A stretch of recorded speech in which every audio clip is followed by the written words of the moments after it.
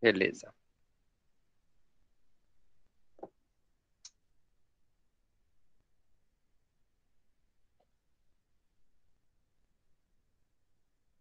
Então, aí, só para ficar registrado o nosso livro, né, o Polêmicas na Igreja, é o que nós temos estudado, do Augusto Nicodemos. Estamos no capítulo 14. Capítulo 14 fala sobre acasos versus desígnios divinos, né?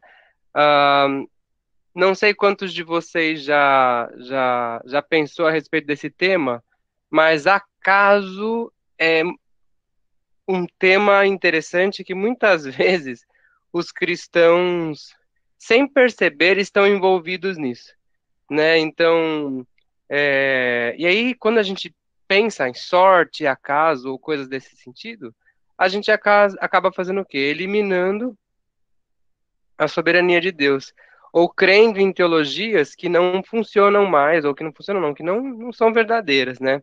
Então é isso que a gente vai falar no dia de hoje aí. E aí, eu vou apresentar aqui minha tela, e eu queria que vocês refletissem sobre esses temas. Aí, se vocês quiserem falar alguma coisa, né, se vocês já pensaram nisso, podem falar. Aqui. Então, quantas vezes esses temas já passaram pela cabeça de vocês, ou sem querer vocês ficaram envolvidos? Tomem um tempo aí, pensando. Então, sobre fazer previsões financeiras demasiadamente controladoras, né? Alguma tendência que você quer prever, né? Sorte, loteria, confiança demasiada em seguro de vida. Quem já se pegou mais confiante nessas coisas, ou até envolvido com algumas dessas, por exemplo, loteria, que não é algo, um conceito bíblico, né? E se perdeu? E quer comentar alguma coisa?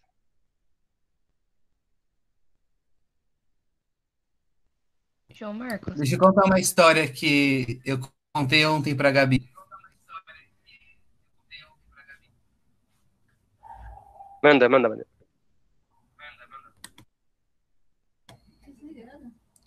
Então, eu fiquei sabendo que teve um rapaz que ficou na pandemia assim, super milionário, porque ele tinha. Ele é todo medroso assim e tal, então ele tinha alguns seguros de vida, é um jogador meio famoso de tênis.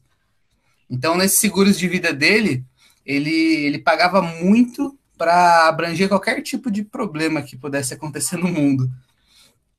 Inclusive, uma das coisas que o seguro garantia para ele retorno financeiro, né, proteção, era no caso de acontecer uma pandemia. Então, ele colocou lá nos contratos dele lá que, nas cláusulas dele, a pandemia, se caso a pandemia acontecesse, a seguradora cuidaria da vida dele. E então ele ficou com muita grana, porque aconteceu uma pandemia, né? E a gente tem um treco desses, né? Eu não sei como é que chama. Tipo seguro de vida. Eu não sei o nome exatamente, eu me esqueci agora, na verdade. Previdência privada, é isso. E aí eu fiquei falando, caramba, né, mano? Que droga que eu não coloquei a porcaria da pandemia na minha cláusula da minha previdência privada. Senão, com certeza, eu estaria muito milionário, igual esse mano do tênis aí. Fiquei triste, acordei mal, sonhei com isso. Eu queria ter colocado porcaria da pandemia na cláusula do meu seguro de vida, da minha previdência privada. Essa é a minha história. É. Quem mais? Ô, João, você tá me ouvindo? Sim, sim, sim. Belezinha. Bom dia, pessoal. Então, eu tenho uma dúvida aqui, porque eu vi aqui tendência, e vocês podem até rir da minha cara, tudo bem? Porque, assim, tanto na moda quanto na matemática, quando a gente vê estatística, tendência é uma coisa muito comum, ainda mais no meu trabalho, que eu tenho minha lojinha. Então, é muito normal eu pesquisar tendências a cada 3 meses. Aí eu me senti muito pecadora agora, porque faz parte do meu trabalho. Não, E eu não, não queria. coloquei, eu não coloquei que é pecado. Eu só, por exemplo, previsão financeira trabalho com isso, né? Só para reflexão. Então, aí eu fiquei, ué, como assim? Mas é porque é um estudo, né? Então, tem até algumas coisas que dentro da matemática, como por exemplo os jogos de azar, eu já vi pessoas estudando isso. Então é muito estranho, né? Pensar nisso como uma polêmica. E eu quero refletir melhor sobre isso agora na aula. Era Vamos só isso. pensar. Não tá É só... perfeito, Rebeca. Aí no final me lembra pra gente falar disso e de outros temas que não são necessariamente pecado. Ah, tá, legal. Não, eu fiquei curioso, porque eu falei, gente, Perfeito. interessante. Era essa a Valeu. provocação. Quem mais? Então tá bom. Obrigado, pessoal. Eu quero também falar um exemplo meu. Eu acabei de esquecer. Quando eu lembrar, eu volto a falar. Então, ó. ah, Então, essa é a primeira slide que eu queria provocar vocês. Depois eu quero provocar um pouco vocês com o conceito de teísmo aberto ou teologia relacional, que é de Ricardo Godin. Então, o teísmo aberto, mais ou menos, bem assim, sucintamente, diz que é a teologia que nega a onipresença, a onipotência, a onisciência de Deus. Seus defensores apresentam outra definição, onde afirmam pretender uma reavaliação do conceito da onisciência de Deus, na qual se afirma que Deus não conhece o futuro completamente e pode mudar a ideia conforme as circunstâncias, afirmando também alguns defensores que o termo todo-poderoso não pode ser extraído do contexto bíblico, pois, segundo eles, a tradução original da palavra da qual é traduzida tal expressão havia se perdido ao longo dos séculos. Então, o teísmo aberto é aquele teísmo, ou aquela teologia onde Deus, vamos dizer assim, ele nega algumas questões relacionadas à sua soberania, ao seu conhecimento, ao seu poder, então ele mudaria de acordo com o que acontece no mundo, de acordo com as circunstâncias, de acordo com as escolhas dos homens, e aí ele vai se adequando. Pode acreditar que tem bastante gente que acredita nisso. Então, por exemplo, no Brasil, tem o Ricardo Godin, que ele é daquele Igreja Betesda, né? E ele acredita, por exemplo, na teologia relacional, que é parecida com o teísmo aberto. A teologia relacional é a teologia de relacionamento, também um pouco ligada a isso. Então, o que que é esse conceito aqui tem a ver com isso aqui, que tem a ver com acaso versus planos divinos, né? Então, a gente vai entender um pouco mais no decorrer da aula. Aí eu escolhi aí dois versículos para iniciar, né, a nossa reflexão. Então, Salmo 16:5, por exemplo, diz: Senhor, tu és a minha porção e o meu cálice. És tu que garantes o meu futuro. E Jeremias 29:11, porque sou eu que conheço os planos que tenho para vocês, diz o Senhor. Planos de fazê-los prosperar e não de causar dano. Planos de dar a vocês esperança e um futuro. Então, sobre a perspectiva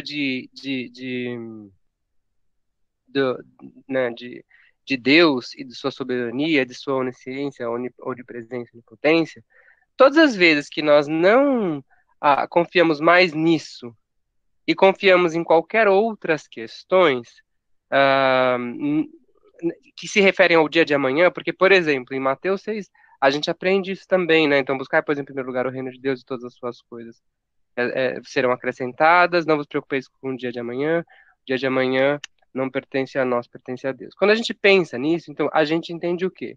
Que a gente desobedece a Deus quando nossa confiança, o nosso coração, as nossas expectativas. Talvez aí eu possa até começar a responder um pouco aqueles pontos do slide inicial, estão fora disso, fora do que eu devo me preocupar com o dia do hoje. Por quê? Porque amanhã a gente nem sabe se vai estar vivo, né? E temos vivido dias assim, né? Temos vivido, né? Por exemplo, a Amadeu citou esse caso aí da pessoa que fez o seguro da pandemia. Talvez ele tenha previsto, pensado, é, estudado em algum lugar que se ele fizesse isso, ele poderia se dar bem e no final ele se deu. Agora, se deu bem em qual ótica? Se deu bem em qual perspectiva?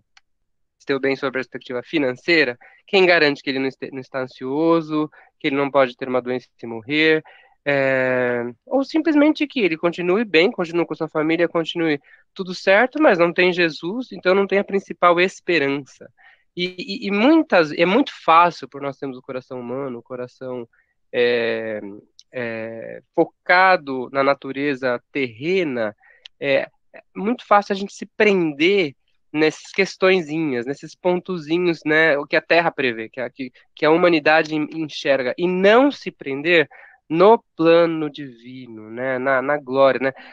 Quando a gente fala assim, nossa, a nossa expectativa está no céu, né, o nosso socorro vem do Senhor, a nossa alegria está na vida eterna, isso precisa ser muito real na nossa vida, né, no nosso cotidiano, nas nossas escolhas, né, no nosso, na nossa motivação, tudo isso precisa balizar a nossa vida. Por quê? Porque se isso não balizar a nossa vida vai ser uma vida de completa desesperança, de completo desespero, né, de completa tristeza. Porque aí sim, né, tentando um pouco já caminhar um pouco para o que a Rebeca comentou ali no começo, poxa, eu estudo tendência, né, eu, por exemplo, né, o Fernando também gosta bastante de finanças, a gente pensa bastante a respeito de previsões financeiras.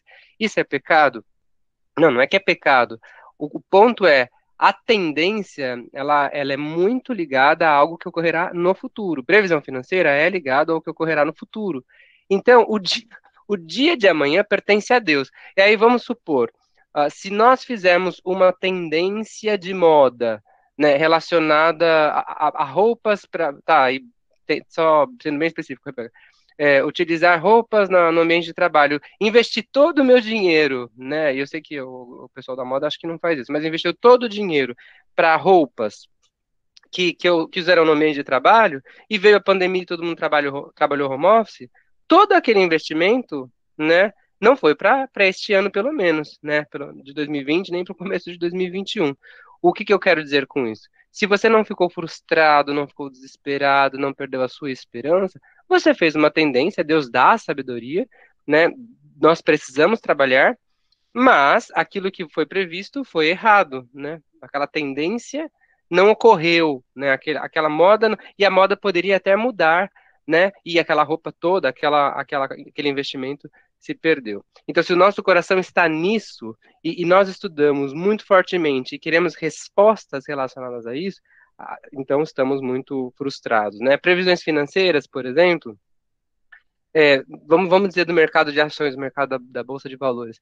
Muitos investidores, aliás, todos, não tinham a mínima ideia de que em fevereiro, março, quando começou a pandemia, o mundo ia acontecer o que aconteceu. Houve ações em que, né, na Bolsa de Valores, que tiveram até um valor maior do que aquele período em determinado momento, por exemplo, aquelas ações que são relacionadas ao e-commerce, e depois voltaram ao seu patamar de crescimento, mas depois caíram muito mais. Por quê? Porque vieram questões, aí vamos dizer, de Brasil, que nós não esperávamos que o governo teria toda essa falta de governança, no que se refere à vacina, por exemplo, não tínhamos ideia que o Brasil ia ter uma cepa específica e perigosa, e que o mundo olharia o Brasil da forma que está olhando, pelo menos sobre a perspectiva midiática, não teríamos ideia de que, não sei, São Paulo tomaria alguma ação, enfim. Tudo isso impacta em como o mundo olha para nós e quantas ações daquele mercado valem. E isso não estava previsto antes de fevereiro. Logo, as previsões que todos os melhores especialistas fizeram para determinadas ações em fevereiro não valeram para 2020. E aí, se o coração daquela pessoa estava naquela ação que ele investiu, que agora está totalmente perdida, até há muitos casos de perda de 50%, 60%, a pessoa está totalmente insegura e ela não teve a sua segurança em Deus. Aí eu coloco aqui algumas perguntas, né? Então, será que tudo isso acontece por acaso? Né? A pandemia, Deus, eu nunca investi em ações.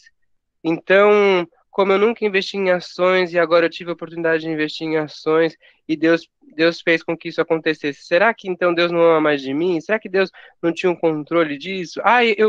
Deus sabe que eu precisava desse negócio e eu estudei todas as tendências possíveis para este negócio e agora está dando tudo errado, então Deus não me ama mais. Isso foi um acidente, isso está fora do controle de Deus. Será que não há planejamento de Deus para a humanidade? Será que Deus não sabia nada a respeito dessa pandemia que passamos? Você já pensou sobre isso? Né? Já pensou que Deus determina o futuro, determinou o passado, está no nosso presente? Ele não é nosso Deus, o Deus que nós acreditamos, não é este Deus que traz o conceito do teísmo aberto. Ele sim é um Deus que sabe, controla e planeja todas as coisas não fogem da graça de Deus. Imagina, perdão, é, se a cabeça, por exemplo, lá do pessoal na época de Noé, né? Quem estava fora da arca e quem estava dentro da arca, né? Aquilo foi uma determinação de Deus desfazer a terra, a humanidade, com água.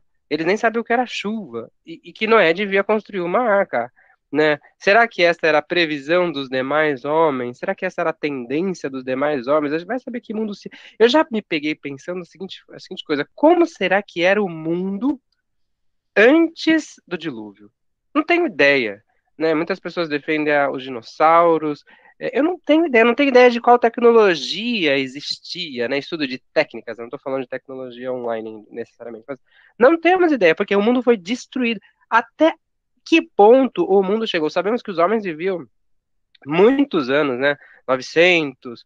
Os homens tinham a inteligência muito mais apurada, depurada do que a inteligência depois da arca, pelo menos por um bom tempo, né? Eu acredito que estamos vivendo a era da multiplicação do conhecimento, porque estamos talvez vivendo o final dos tempos.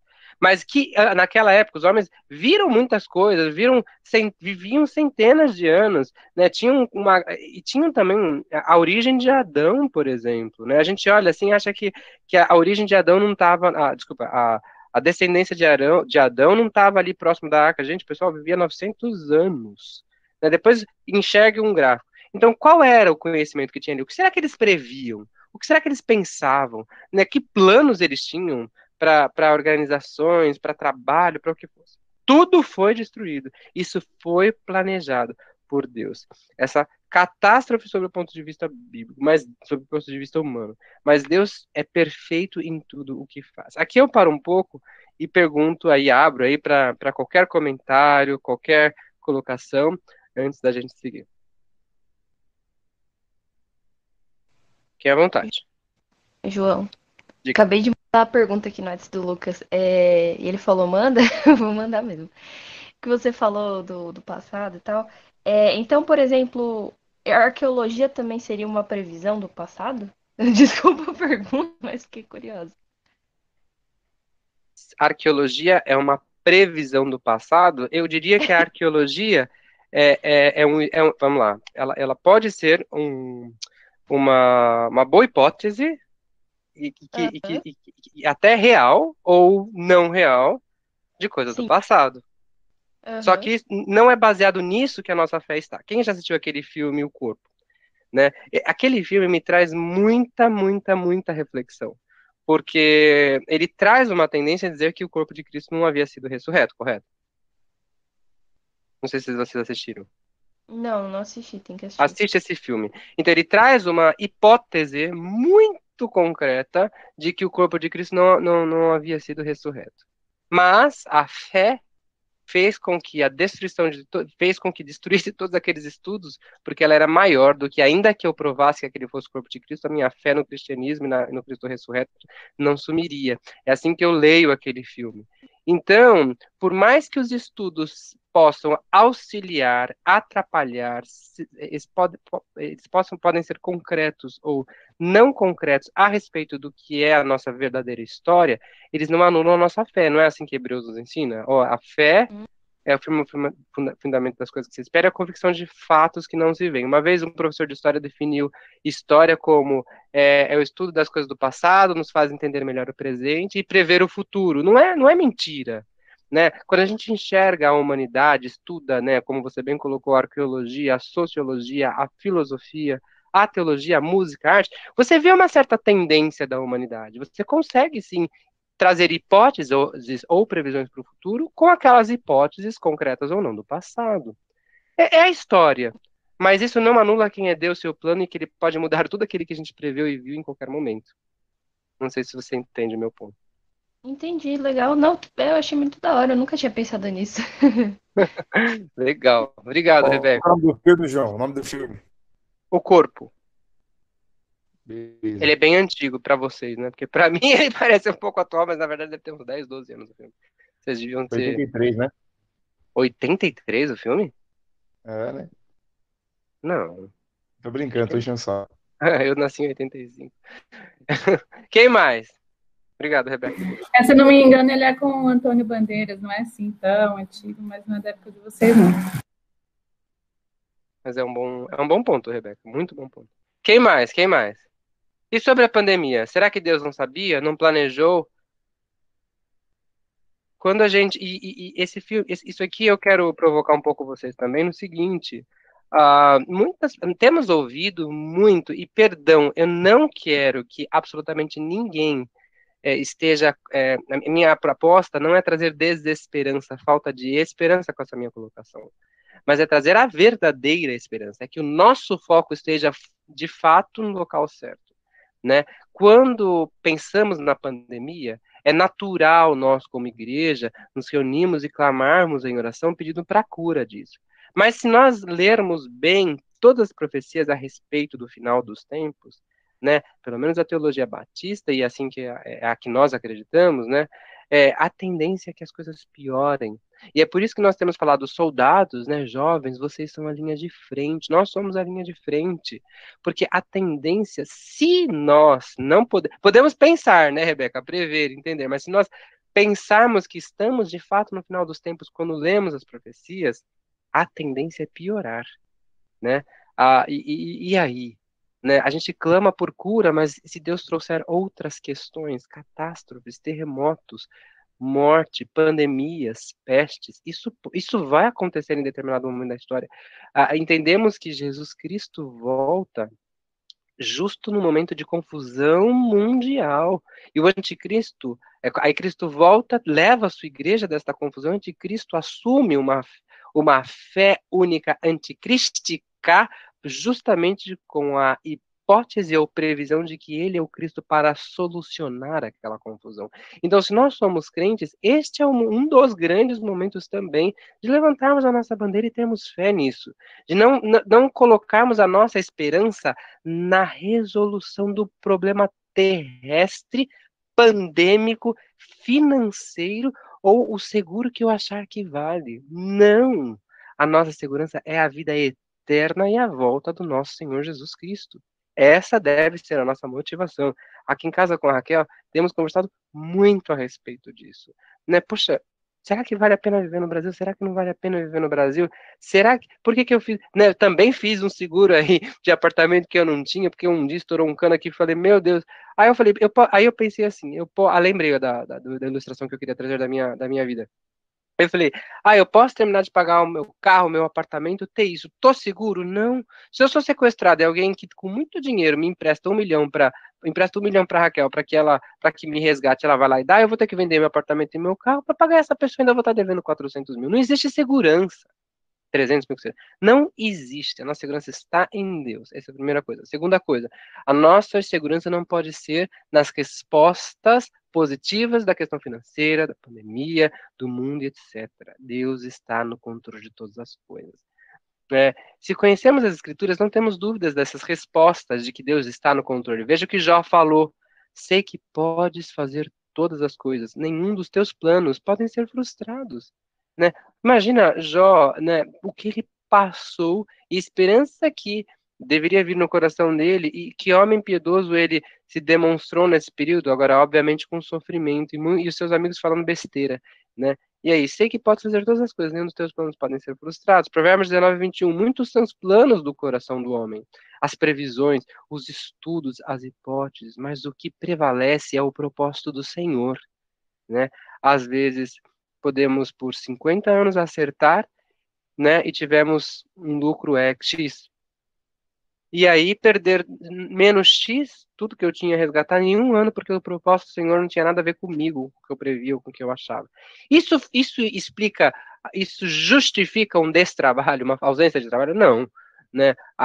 Os propósitos de Deus não são assim, da nossa conta, o que eu quero dizer assim, nós não podemos prevê-los, né? Podemos entendê-los aqueles que estão na Bíblia, mas muitas coisas não são ocultas. Então eu devo continuar trabalhando, fazer o meu melhor, buscando isso em Deus. Eu deveria gastar muito mais tempo em oração, perguntando a Deus o que Ele quer que eu faça, do que estudando questões sobre o futuro, onde investir. Muito mais tempo perguntando isso para Deus, muito mais tempo me relacionando com Deus. Insisto, um versículo muito simples que eu já citei aqui: buscar, pois, em primeiro lugar o reino de Deus, e todas as demais coisas vos serão acrescentadas. Outro exemplo que eu posso trazer meu é que no começo da pandemia veio um desespero muito grande em mim, principalmente quando as crianças não podiam, já falei isso com vocês, não podiam ir para a escola. A Raquel precisava ir para a escola, e eu tinha que trabalhar, tinha que cuidar das crianças, aliás, tenho, né, porque isso voltou, e fazer a comida, e às vezes fazer call com o mundo inteiro, e não sei o que, e me bateu um desespero, eu falei, vou perder o emprego, e um dia, né, correndo, sob incentivo do Lucas, um dia correndo sozinho, e veio muito claro na minha mente, né, aquele chavão: cuida dos meus negócios, que dos teus cuido eu. Então você pode ser o melhor profissional com tempo suficiente, sem precisar investir em nada, só investir nas coisas do trabalho, e mesmo assim ser mandado embora. Não depende. Qual é o seu melhor hoje? É cuidar das crianças? É fazer a comida e tentar administrar isso com trabalho, com estudo, com faculdade, o que for? É isso que você pode fazer hoje? Não vou pedir mais que isso. Eu não vou pedir sufoco, né, fora do comum. Então faz bem feito. Deixa que eu cuido. Né? Não deixa de lado cuidar dos jovens, do aconselhamento das pessoas. Não deixa isso de lado, porque, na verdade, isso vale muito mais do que qualquer outra coisa. Então, isso vem falando muito. Eu não estou falando que é fácil, que eu sou vitorioso nisso, mas é um desafio diário. Né? Deus dava a revelação do futuro aos profetas no Antigo Testamento. E ali não era uma previsão, ali era uma revelação, era uma profecia. Muitas dessas profecias se cumpriram, muitas estão no porvir. E bem sabemos que essas profecias não são o tempo delas, embora Deus fala que nós erramos por não conhecer o tempo, né? Mas muitas delas realmente nós não sabemos. Da mesma forma, só o Pai sabe quando Cristo voltará. Então, algumas profecias não sabemos quando será, mas ocorrerão. Outras já ocorreram. Né? Outras estão ocorrendo e, de repente, a gente ainda não tem todo o discernimento para saber que são, de fato, aquelas que estavam descritas. Né? Mas nós temos as escrituras, nós temos a revelação suficiente e completa para buscar, em primeiro lugar, o reino de Deus. E aqui eu quero trazer uma ilustração bem simples de Jonas, né? Para responder, por exemplo, ao teísmo aberto, ou quem ainda duvida a respeito do cristianismo. Então, por exemplo, Jesus não sabe, Deus não sabia o propósito que ele tinha para Nínive, que ele salvaria Nínive, ele sabia. Quem que ele queria usar? Ele usou Jonas. E olha quantas coisas aconteceu. Então, primeiro, né, lá no versículo 1, no versículo 1, 2 e 3, né? Então, 2 e 3. Vá depressa à grande cidade de Nínive e pregue contra ela, porque a sua maldade subiu até a minha presença. Mas Jonas fugiu da presença do Senhor, dirigindo-se para Tarsis. Desceu à cidade de Jope, onde encontrou um navio que se destinava àquele porto. Depois de pagar a passagem, embarcou para Tarsis para fugir do Senhor. No 4, o Senhor, porém, fez soprar um forte vento sobre o mar e caiu uma tempestade tão violenta que o barco ameaçava arrebatar-se. Imagina se você é um daqueles marinheiros ali que só tem a fotografia deste momento, não conhece a ordenança de Deus a Jonas, e não conhece, né? Não entende, né? O Senhor, porém, fez soprar. Nós lemos isso nas Escrituras, mas eles não liam. E aí, eles estavam em uma tempestade, né? Ai, que coisa do demônio, ai, que coisa horrível, né? Vamos orar aos nossos deuses. Imagine a confusão, o que passava pela cabeça deles. Eles estavam a ponto de morrer, né? A gente não lê que o barco estava indo estava quase naufragando, e eles decidem jogar as coisas fora, e aí Jonas manda jogá-los fora, que era a única coisa que ia solucionar. Então, a cabeça deles estava uma confusão. Olha quem mandou isso. Deus fez soprar o forte vento. E caiu uma tempestade violenta. Violenta, que o barco ameaçava arrebatar. E aí a gente conhece a história. Jonas é lançado ao mar, Jonas é engolido pelo peixe, Jonas se arrepende e é expelido, vomitado, né, Peixe, eu queria usar a palavra defenestrado, mas defenestrado é atirar pela janela, né? Mas cabe. Vá, e aí, de novo, no 3. Vá à grande cidade de Nínive e pregue contra ela a mensagem que eu vou dar a você. Jonas obedeceu, o povo de Nínive se arrependeu. Não vamos ficar no coração duro de Jonas, mas ficar aqui no plano de Deus. O plano de Deus era que, sim, o profeta fosse à cidade de Nínive, que a cidade se arrependesse e olhasse para Deus. Então, o que ocorreu? Ocorreu uma desobediência, ocorreu uma tempestade, ocorreu quase uma morte, um arrependimento, né? E o peixe vomitou Jonas. Jonas teve que voltar. Vai para a grande cidade de Nínive. Então, aqui tem muitas reflexões. Mas a que eu quero trazer principalmente atenção é que coisas ruins aconteceram porque um propósito divino maior estava determinado, que era a conversão da cidade de Nínive. Então mostra Deus atuando aí em vários tempos, né? Do ponto de vista do cronológico aí, já determinando o futuro. Então, olha aqui também, por exemplo, né, o trecho do capítulo que eu já citei, mas versículos anteriores, que é Mateus 6, 26 a 29. Observem as aves do céu. Não semeiam, não colhem, não armazenam em celeiros, contudo o Pai Celestial as alimenta. Não têm vocês muito mais valor do que elas? Quem de vocês, por mais que se preocupe, pode acrescentar uma hora que seja a sua vida? Porque vocês se preocupam com as roupas? Vejam como crescem os lírios do campo. Eles não trabalham, não tecem, contudo eu lhes digo que nem Salomão, nem todo o seu esplendor, vestiu-se como um deles. E aí, pegando este trecho e voltando ao slide inicial, que conexões podemos fazer? Né, já com desenvolvimento um pouco mais, partindo para a conclusão da aula, eu volto a perguntar, o que traz à memória, à cabeça de vocês, estes temas colocados? Aí abro novamente para perguntas ou colocações.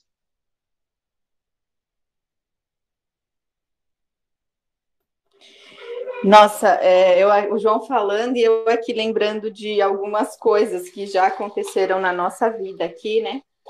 Que mostram o cuidado de Deus, mesmo nos momentos que você fala, nossa, mas por que isso foi acontecer comigo, né? Deus não está cuidando disso.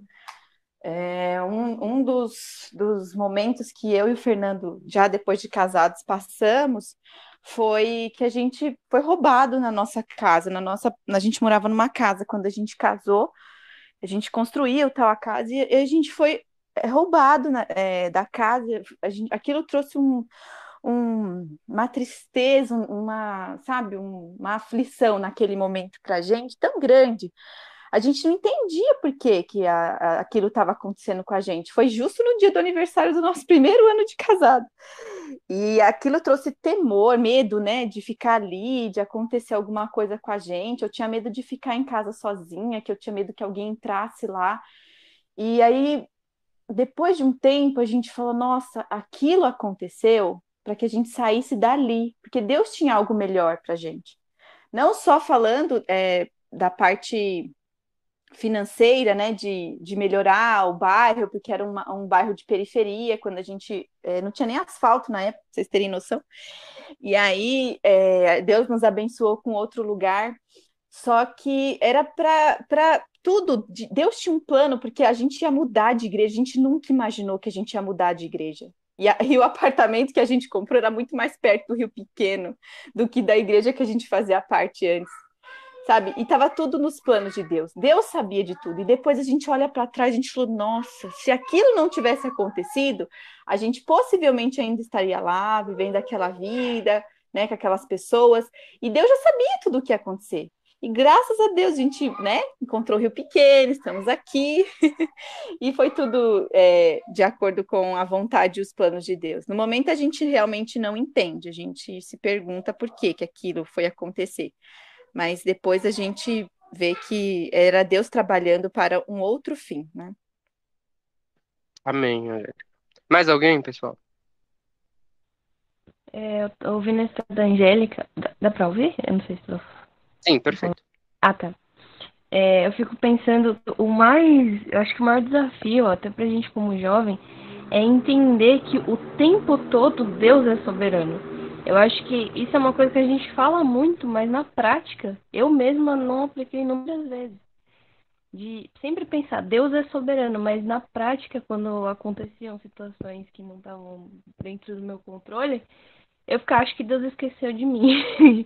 E ter esse sentimento de, não, Deus não lembra que eu tô aqui, Deus não liga pro que tá acontecendo comigo, quando na verdade ele está sendo soberano. Assim como ele foi soberano na história de Jonas. Porque eu lembro Exatamente. eu tava refletindo com os meus amigos sobre a história de Jonas, e a gente tava pensando, né, por que que Deus fez isso? Porque na verdade, se não fosse Jonas passando tudo que ele tava passando na vida dele, se não fosse engolido e saído com muita raiva daquela baleia, ele não ia conseguir exortar as pessoas como elas precisavam. Ele não ia chegar a falar para as pessoas e levarem elas ao verdadeiro arrependimento se ele não chegasse muito, sabe, muito pistola. Tipo, gente, pelo amor de Deus, sabe? Eu acabei de ser de uma baleia. Não ia falar dessa forma, mas assim, se Já não fosse. pensou? Ele não ia chegar com a garra que ele chegou, sabe? E às vezes é isso, é a gente entender que Deus, ele sabe a nossa individualidade, ele sabe como a gente vai reagir e ele nos leva às circunstâncias exatamente para o propósito dele. E entender essa soberania é um desafio diário, é muito doido, é muito da hora, mas é muito doido também, né? É isso, é isso. É isso aí. E mais?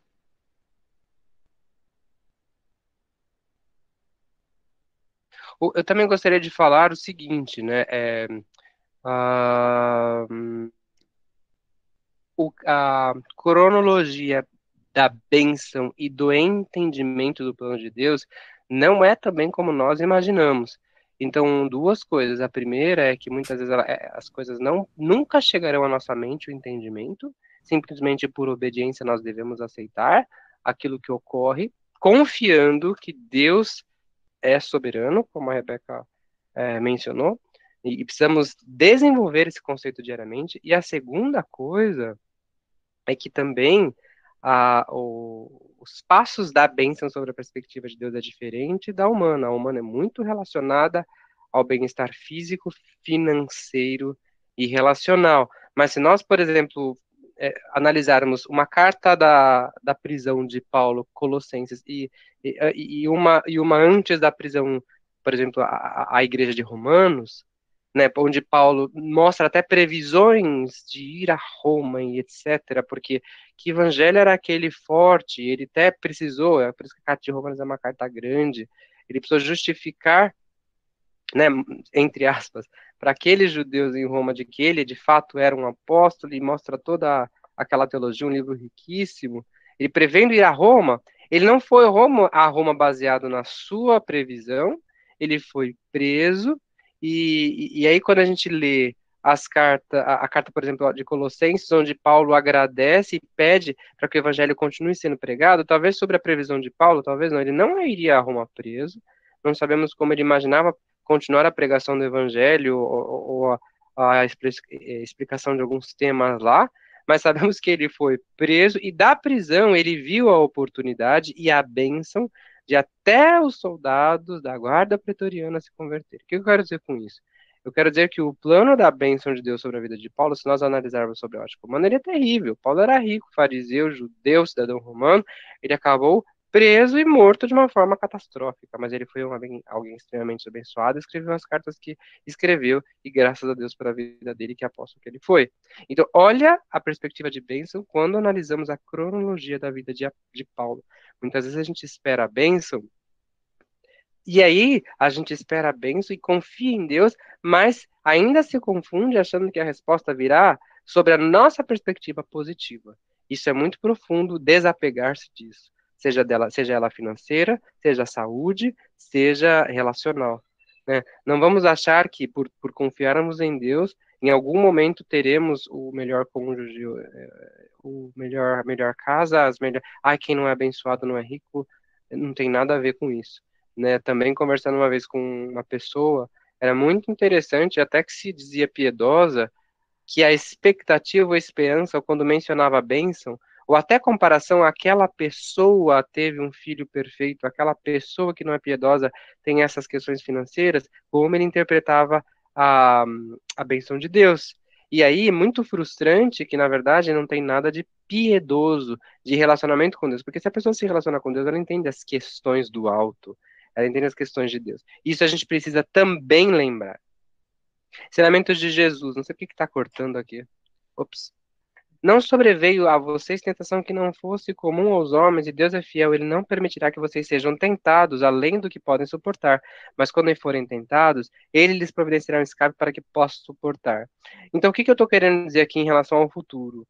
Né? Então, veja bem, quando vocês forem tentados, Deus providenciará um escape, um pouco também do controle de Deus nas situações difíceis, nas situações de tentações, até ali Deus está, obviamente, até ali não, Deus ali está também. E nós vivemos dias difíceis. Salmo 34:8, provei e vejam como o Senhor é bom, como é feliz o homem que nele se refugia. Então, esse deve ser a nossa esperança, né?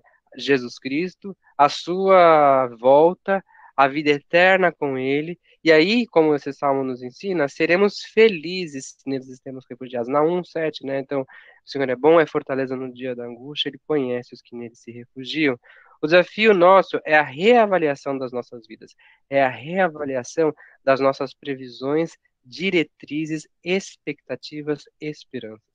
Né? Eu tenho provado Deus, mesmo naquele momento difícil, eu tenho recebido as suas bênçãos e consolo sobre a perspectiva dele mesmo e não sobre a terrena. Onde preciso refletir para que eu dependa mais dele? Como tenho vivido estes dias de pandemia? Que apertos o meu coração tem é, tentado a minha mente, né? Provocado as minhas. Quem ainda, por exemplo, com filhos, né, passa pelas nossas mentes assim, nossa, eu posso perder a minha vida. E o meu filho, quem cuidará? Né? Eu não sou Deus, eu não tenho a capacidade de criar o meu filho da maneira como eu deveria, se não fosse o próprio Deus. Então, por que que eu estou preocupado com a minha vida? Onde está a minha fé no Deus Todo-Poderoso?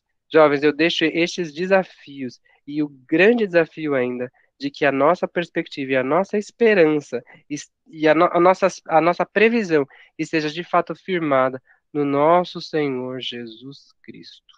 Amém.